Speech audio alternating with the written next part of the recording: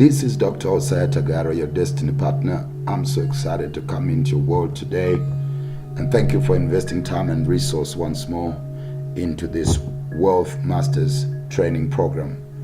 I'm so excited about your future, and I know that this particular training program is going to enhance and accelerate your process of becoming the master that you're destined to be in your sphere of influence.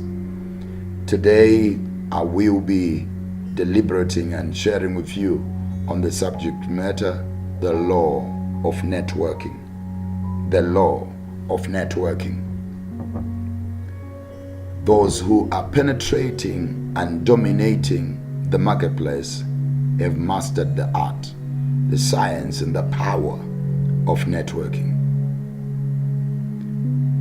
In a micro church and business networking forum in Sandhurst in Sandton, South Africa, Mr. Neville Kambashi shared something deep on networking.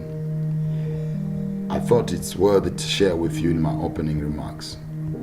He taught that the average net worth of the top 5 richest people in your phone book that you have a relationship with, good enough that you can call them in crisis, is the indicator of the ceiling cap of your wealth creating capacity. Isn't that eye-opening? Research has shown also that anyone is 4 or 5 people away from connecting with anyone in the world.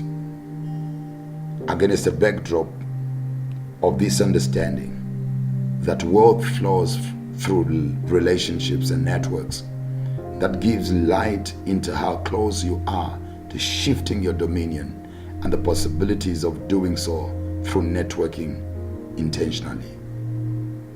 The truth that remains unspoken is that your network decides your net worth. Who is in your network decides your capacity to increase value in your life. Your phone book decides your checkbook. The bottom line is that if an opportunity is to arise for me that I cannot exploit or maximize on my own, the first person I think of is who is in my phone book. You can't participate in my checkbook if you're not in my phone book. Thus, as a master of wealth and as a domain master, it's very important for you to be very deliberate about how you network. Network is not just a social activity, but a dynamic economic business activity by which business people and entrepreneurs meet to form business relationships and to recognize, create, or act upon business opportunities. In the process, they share information and seek potential partners for ventures. In the 21st century, the concept of networking has evolved to help business people to build their social capital or their social equity. Many business people contend that business networking is a more cost-effective method of generating new business than advertising or public relations efforts. This is because business networking is a low-cost activity that involves more personal commitment than company money. Country-specific examples of informal networking groups and organizations include the Huangqi in China, Kingdom Business Network in South Africa, Blacks in Russia, Good Old Boy Network in America, Wealth Masters Global, and Old Boy Network in the UK, among many others. And in every city and nation, and within different regions of the world, there is a growth in that awareness and the need to formulate deliberate and intentional business wealth creating networking forums and platforms. In the case of a formal business network, its members may agree to meet weekly or monthly or less frequently with the purpose of sharing information, exchanging business leads, and making referrals to fellow members. In the case of Wealth Masters Global, we have got quarterly seminars that come through once in every 3 months, and we hold workshops and special cocktails and annual conferences. To complete this business activity, members often meet outside this circle and on their own time and build their own one-to-one business relationships with fellow members.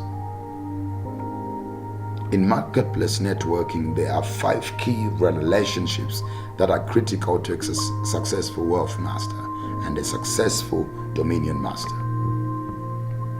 Number 1, it's very important that as a dominion master and as a wealth master, you develop a very intentional relationship with God, with your Creator.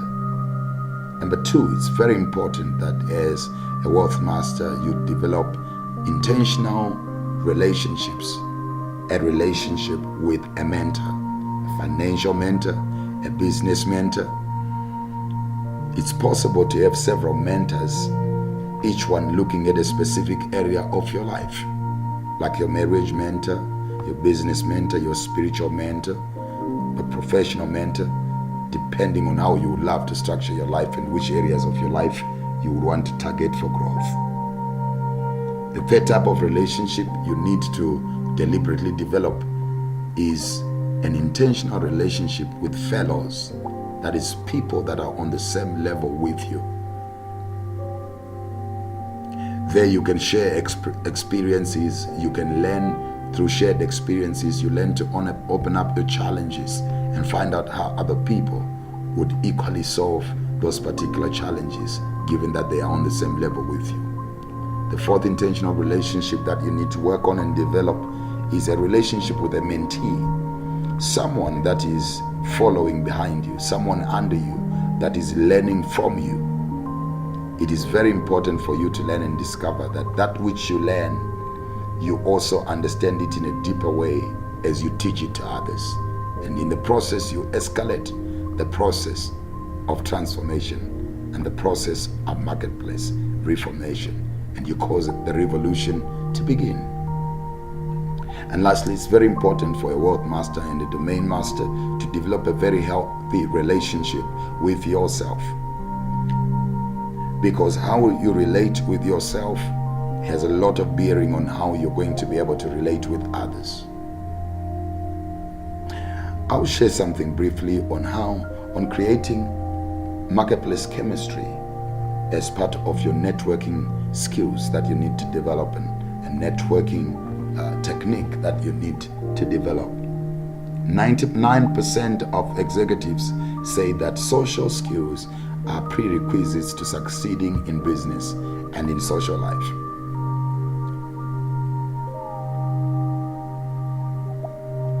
So dress for success. Guru John Malloy, he also found that most business executives agree that handling oneself well at a cocktail or the dinner table is at least as important as handling oneself skillfully in a boardroom. Etiquette and protocol intelligence will position the wealth master and the dominion master for marketplace dominion. Too many people succumb to the mistaken belief that the ability to connect with others is a natural, unteachable trait that belongs to only a fortunate few. It's easy to fall into the prey of this misconception. In reality, this ability is under your control, and it's a matter of emotional intelligence and growing in it. Research conducted by Matthew Lieberman at the UCLA shows that being social and connecting with others is as fundamental a human need as food, shelter, and water, bearing in mind that as human beings, we are naturally designed to live in community and to grow in the same. For example, Lieberman discovered that we feel social pain, such as the loss of a relationship, in the same part of the brain that we feel physical pain. That's why even correctional service departments in other places called prison departments, they have come to understand that isolation is a form of human punishment that comes from the understanding of how we are wired for community and for social interconnectivity. The primary function of this brain area is to alert us to threats to our survival. Makes you realize how powerful and important social connection is. We are hardwired to be social creatures. Brain tests have shown that social thinking and analytical thinking involve entirely different neural networks, and that they operate something like a seesaw. When you engage in analytical thinking, the social part of your brain quiets down. But as soon as you're finished, the social network springs back to life. Given that social connection is such a fundamental human need, you would think that it would be easy to connect with everyone we meet. Unfortunately, that's not the case. Against our own self-interest, we get bogged down by shyness, self-consciousness, cynicism, pride, competitiveness, jealousy, and arrogance. If you can get that baggage out of the way, you can connect with anyone, even those who are still holding on to their own. Here are some tips that will help you to connect instantly with anyone that you meet. I'm going to share with you a couple of them in this presentation. Number one, leave a strong first impression. Research shows that most people decide whether or not they like you within the first 7 seconds of meeting you. They then spend the rest of the conversation internally justifying their initial reaction. This may sound terrifying, but by knowing this, you can take advantage of it to connect with anyone. First impressions are tied intimately to positive body language.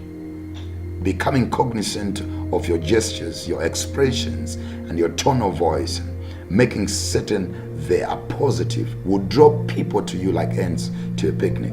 You see, using enthusiastic tone and crossing your arms, maintaining eye contact, and leaning towards the person who you're speaking to are all forms of positive body language that highly emotionally intelligent people use to draw others in. Positive body language can make all the difference in a conversation. It's true that how you say something can be more important than what you say. So remember to make a positive first impression as you begin to network.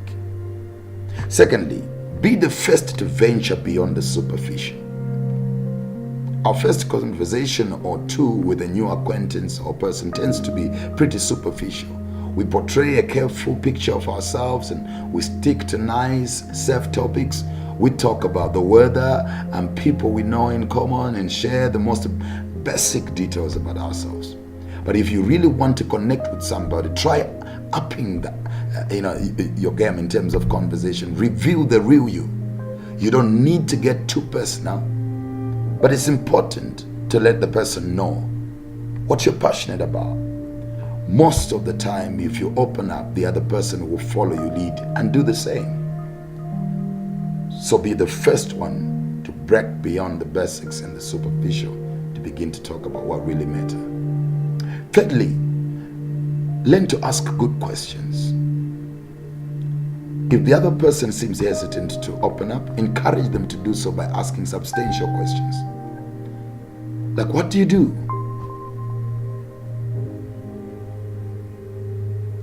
Doesn't further the relationship nearly as much as, why did you choose to do your profession? Search for questions that will help you to understand what makes the other person tick without getting too personal. Learn to ask good questions. They are a good trigger to starting a good conversation. I also want you to understand that in networking, learn to make the other person know that you want to learn from them.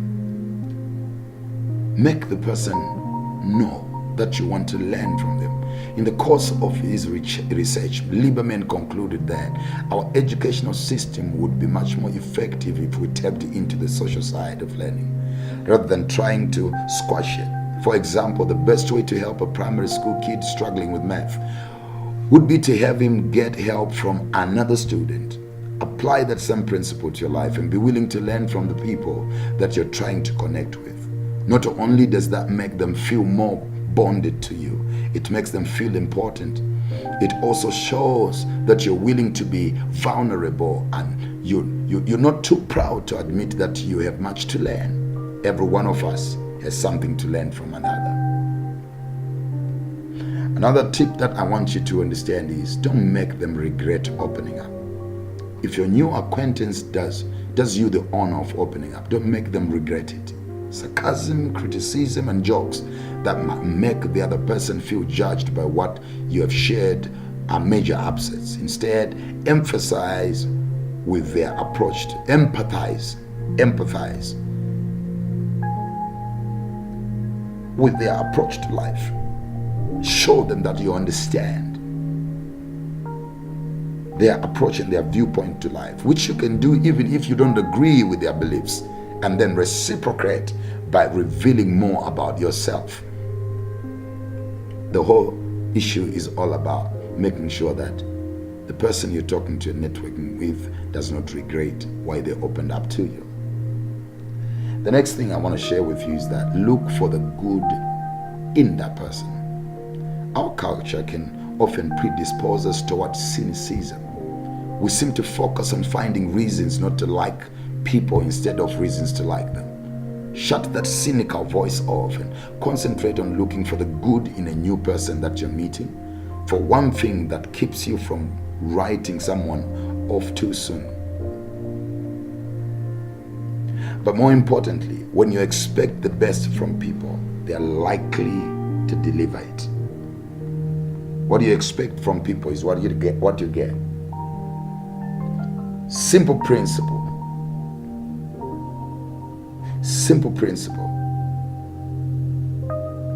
Learn to smile. Learn to smile. Just learn to smile.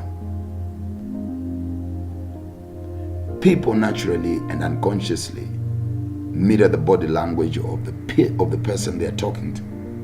If you want people to like you, smile at them during a conversation. They will unconsciously return the favor and feel good about you as a result.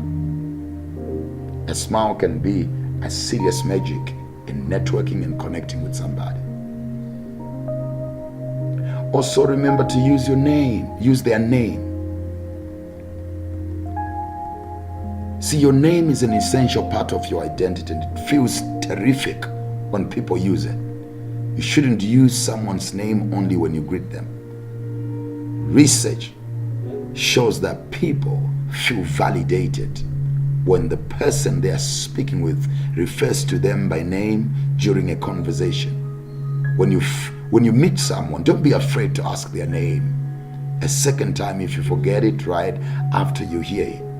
You need to keep their name handy if you're going to remember it the next time you see them. So use the name of that particular person. Remember to follow the platinum rule. We all know the golden rule and it's pretty easy to follow. The platinum rule is harder to follow because it requires us to treat people the way they want to be treated. The golden rule is that treat others the way you want them to treat you.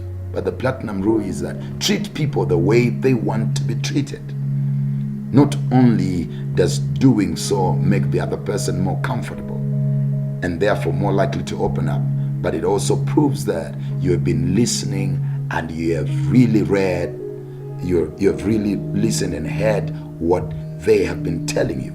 And that shows extra effort on your part, and it will help you in your journey of networking, especially understanding that wealth flows through relationships and relationships are built through networking.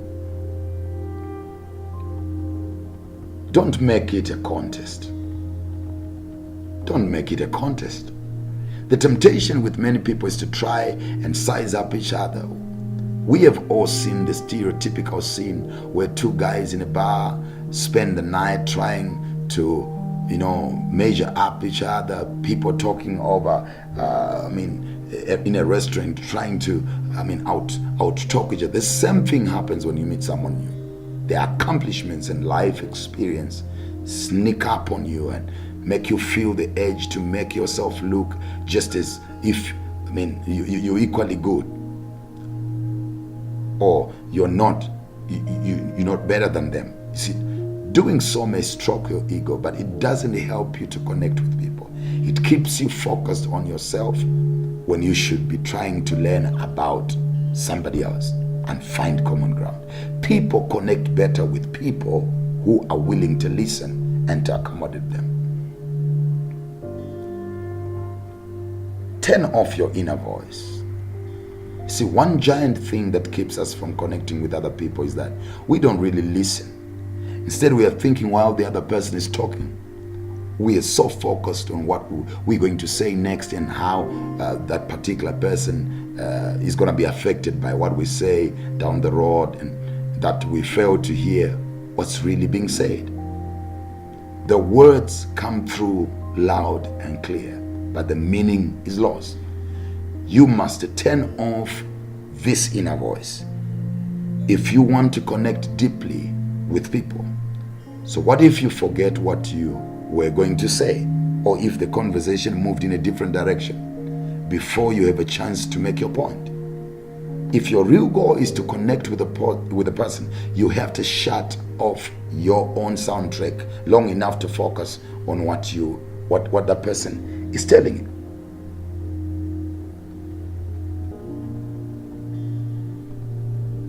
There is a portion of scripture that I find very interesting in 1 Samuel chapter number 16, verse number 7. It says, "But the Lord said to Samuel, look not on his appearance or at the height of his stature, for I have rejected him. For the Lord sees not as man sees.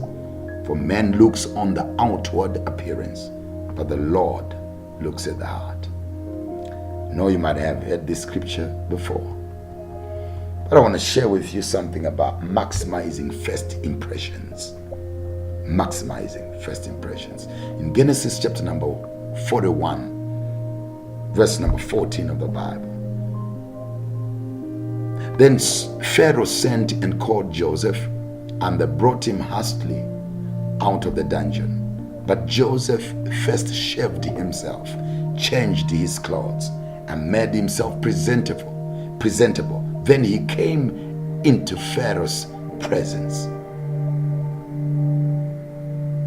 Since it only takes seconds for someone to decide if you are trustworthy and competent, research shows that first impressions are very difficult to change. The pressure that comes with meeting new people is justifiably intense. If you try to project confidence but haven't first established trust, your efforts will backfire. No one wants to end up respected but disliked. Ami Joy Castle-Berkadi, a social psychologist and researcher, an associate professor of business administration at Harvard Business School, who has done and is known for extensive research on stereotyping, emotions, and nonverbal behavior, said, if someone you're trying to influence doesn't trust you, you're not going to get very far.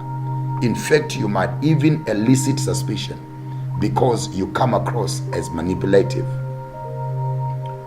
Once you recognize the importance of trustworthiness over competence, you can take control of the first impressions you make. Here are some tips to help you make that happen the next time you meet someone new. Number one, to maximize first impressions, let the person you're meeting speak first. Let them take the lead in the conversation, and you can always ask good questions to help this along. Taking the floor right away shows dominance, and that won't help you build trust. Trust and warmth are created when people feel understood, and they need to be doing a lot of sharing for that to happen. Secondly, to maximize first impressions, use positive body language, like I indicated earlier on. See, becoming cognizant of your gestures, expressions, and tone of voice, and making certain they are positive will draw people to you.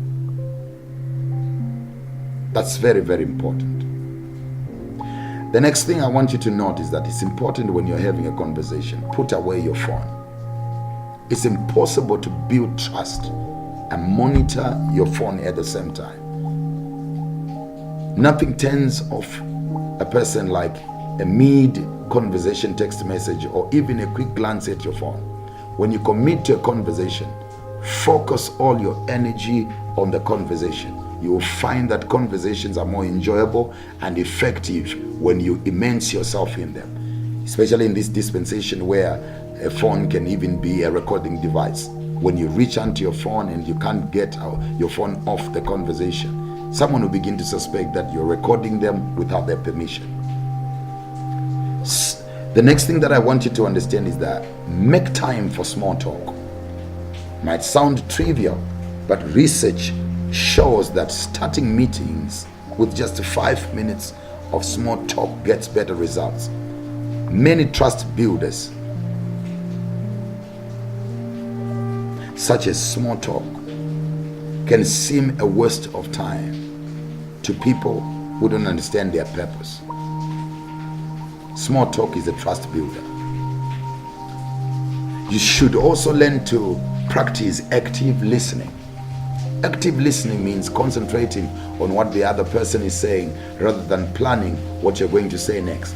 Asking insightful questions is a great way to illustrate that you're really paying attention. If you're not checking for understanding or asking a probing question, you shouldn't be talking.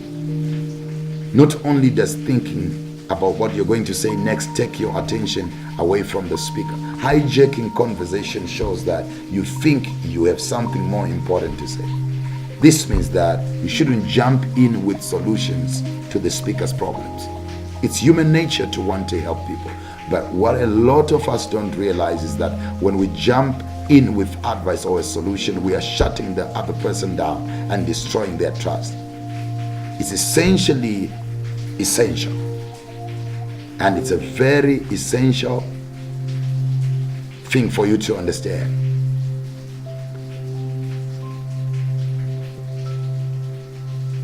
It's more socially acceptable to be able to communicate to other people even when you feel you have a lot to say. It's very important for you to be able to communicate after waiting to listen to the other person. The other thing that I wanted to share with you is that it's important for you to do your homework. People love it when you know things about them that they didn't have to share. It's not creepy. I'm not talking about creepy stuff, but simple facts that you took time to learn from their LinkedIn page or company website. Or this may not work for chance encounters. It's crucial when a first meeting is planned ahead of time, such as a job interview or a consultation with a potential client. Find out as much as you can about all the people you're meeting, their company's primary challenges, and so on. This demonstrates competence and trustworthiness by highlighting your initiative and your responsibility. Since the little things that make a first impression a good one are like this, and the importance of establishing trust cannot be overstated. Invest time in these simple things that will help you maximize first impressions. How do you become a networking wealth master? How do you become a networking dominion master? You see, the thought of networking at conferences and forums and fellowships and industry events makes some entrepreneurs freaked out. If you go into it feeling uncomfortable, your results will be disastrous. Networking is a major part of being a successful entrepreneur. So it's in your best interest to get good at it, really, really good at it.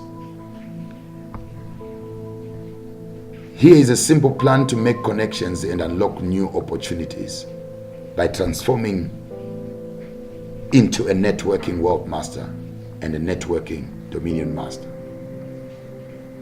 Firstly, identify your goals before you even arrive at an event. You should have all your goals identified before the event. What are you looking to get out of the event? Are you there to prospect some business leads? What attendees do you want to target? What speakers do you want to target? Which of the speakers do you want to talk to? Reach out to the targets that you know will be attending in advance. Exchange contact details and stay in touch. Plan to meet in the evening, at the end of the event. When people are having coffee, can we have a chat together? Something like that. Some of your most valuable connections will be born at the venue hotel lobby or at the venue hotel bar. Leave your sales pitch at home. It's very important. You need to remember that. Remember that you aren't there to sell. Avoid rambling off the reasons why your product or your service is the best, your company offers the best deal if it is contracted. Instead, ask everyone whom you speak with if there is anything you can do to help their business. This unselfish approach will leave an impression that guarantees they will answer your phone call or email after the event. This strategy helps you set the table for a future discussion. Don't forget to follow up with everyone. Open up a dialogue, ideally within 72 hours of the event. So ideally within 3 days before that person forgets about you. Follow up with a dialogue and begin to engage in conversation. This helps to ensure your encounter remains fresh in your new contact's mind. The next thing that you need to understand if you're going to be a networking world master and a networking dominion master, good at networking, don't sound like a machine. Let your personality shine. Establishing a half a dozen meaningful connections is better than collecting 50 business cards from people you will more than likely never speak to again. Spitting out the same script like spiel might get you a business card, but probably just to make you go away. Take time to engage in conversations with the goal of making an impression. Is that follow up after the networking event? That's important. Those are the conversations that lead to business deals and opportunities. You also need to learn to be heard and to be seen. Nobody is going to remember interacting with you unless you are memorable. If you are at a conference, at a forum, at a business networking breakfast meeting, at a dinner, make an effort to ask at least one question during the question and answer session following every keynote speaker who has finished speaking. When given the opportunity, ask a good, intelligent question. Don't just fire off a fluff question. You need to make sure your questions and interaction is intelligent. This is a great way to get on the radar of everyone in the room. People will approach you after looking to connect. And they will even initiate the conversation. If you're memorable, you become a magnet, pulling in contacts from every direction. The next trick and tip that I want to give you is work the crowd with a partner that complements your weaknesses. It's always easier to work a crowd when you have a wingman or a wingwoman. It gives you that extra confidence, and if you strategically select your networking partner, you can make sure you are equipped with someone that makes up for your shortcomings. For instance, if you're shy, partner up with someone who is very outgoing and an extrovert. Let them open up every conversation and then introduce you to bring it home and make that new connection. You attend networking events and conferences to make connections, right? Then use this simple plan to make sure that you make the most of every event that you're going to attend. Networking is very key in terms of increasing your wealth creating coefficient. I want you to understand that you have great potential in the inside of you to create valuable relationships. You might not be born naturally a socialite or able to connect, but deliberately and more intentionally, you can increase your capacity and your ability to connect with others. Work on your networking skills. You will be amazed how much value they can generate for you. It might not be now, but in the future. Until I come back again to your world, it's me signing out, your destiny partner, Dr. Hosiah Tagara. God richly, richly bless you.